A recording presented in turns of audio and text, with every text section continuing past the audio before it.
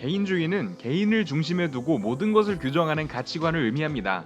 개인의 권리와 자유를 무엇보다 가치 있게 여기고 존중하죠. 개인주의에서 가장 기초가 되는 개인은 그 자체로 존엄하고 이성적인 존재입니다. 각 개인은 자율성과 독립성이 중시되는 개성적인 존재로 여겨지죠. 따라서 국가와 공동체의 통제는 개인의 권리를 침해하는 행위로 간주되기도 합니다.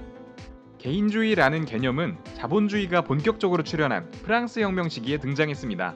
정부는 더 많은 이윤을 얻고자 하는 자본가의 활동을 규제했고, 이에 자본가들은 정부의 제한이 없는 자율적인 개인 활동을 주장하게 되었습니다. 결과적으로 자본주의 사회의 발전이 개인주의 성향의 전파로 이어지게 되었죠. 개인주의는 집단주의와 대립됩니다. 개인주의와 반대로 집단주의는 개인보다 국가나 사회 등 집단을 우선시합니다. 개인의 자유와 권리보다는 집단의 화합과 조화를 더 우선시하고, 개인의 신념보다는 집단의 규범과 의무를 중시하죠. 집단의 발전을 위해서 개인의 권리가 어느 정도 제한되는 것도 인정합니다. 그러다 보니 집단에서 개인은 자신의 개성을 드러내는 것보다 사회의 전반적인 분위기를 따라가는 경우가 많습니다. 사회와 반대되는 개인의 성향은 공공의 이익을 저해하는 것으로 여기기도 하죠. 한국에서 집단주의 가치관을 확인할 수 있는 예시는 눈치입니다. 자신의 목적을 위해 행동하기 전에 눈치를 통해 미리 집단의 분위기를 살피고 공동체의 조화에 영향을 미치지 않는지 확인합니다. 회사 점심 식사 시간에 상사가 무엇을 먹는지 확인하여 자신의 메뉴를 선택하는 것처럼 말이죠. 또한 집단에서 소외되기를 꺼려하는 건 역시 집단주의 가치관의 예시입니다.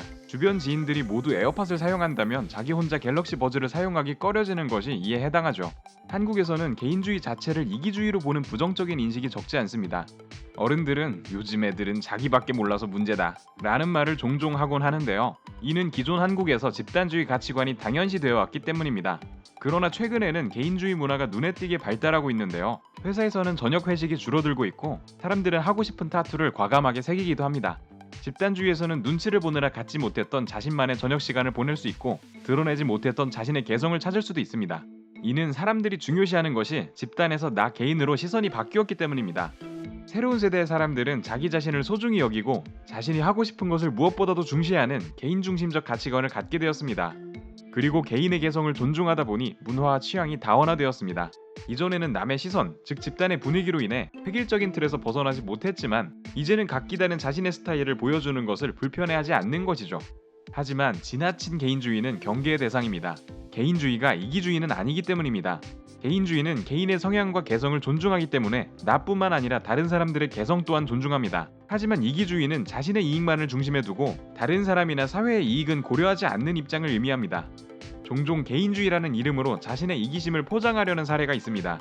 코로나 상황에서도 자신의 자유만을 주장하며 길거리에서 마스크를 끼지 않으려는 사람들처럼 말이죠.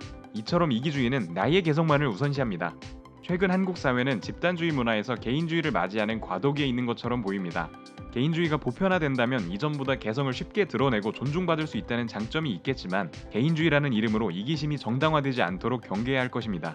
여러분은 요즘의 개인주의 문화에 대해 어떻게 생각하시나요? 댓글로 의견을 남겨주세요. 감사합니다.